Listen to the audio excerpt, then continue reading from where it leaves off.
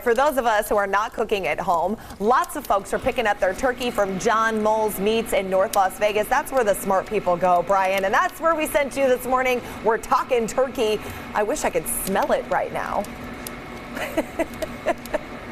Good morning, John and Heather. Yeah, it's delicious this morning. I mean, we had turkey previously, we had brisket, and now, of course, we're moving on to ham. And Chuck joins me here with John Mull's Meats Roadkill Grill, third generation and owner here. Chuck, so you're cutting up the ham here. What's going into this ham?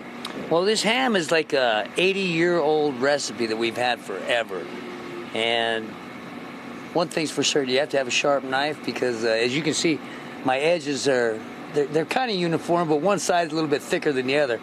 Really doesn't matter as long as you get it on the plate, right? Exactly. And so thousands of turkeys went out the door the other day. And now how many hams were you going through? We'll do about 400 hams around the holiday. Okay. And that's exactly what we did this year. So we do quite a bit of ham, too.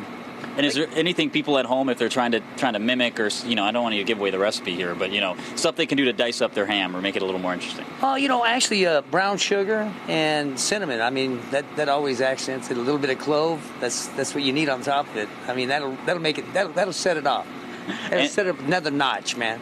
And so you're doing this morning, and we also were talking turkeys, and the turkeys are all going over to UNLV. You're feeding them this morning? Yeah, we're doing UNLV football, and it's like a tradition, so it's kind of pretty cool, Big shout out to Hunky. Hey, I still want to mention Nate. You guys need to check out his little segment as far as his recipe on his turkey.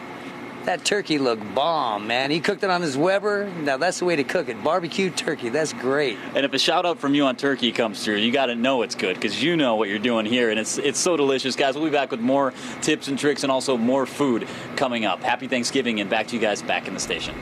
Wow. If Chuck says that Nate knows what he's doing, yeah. Nate knows what he's doing. That's why Nate's not here. Stamp of approval. Nate's barbecuing right now. I think so. He's got his Weber going. He's got the charcoal. He's got to get it started. Thanks, Brian. Oh, wow.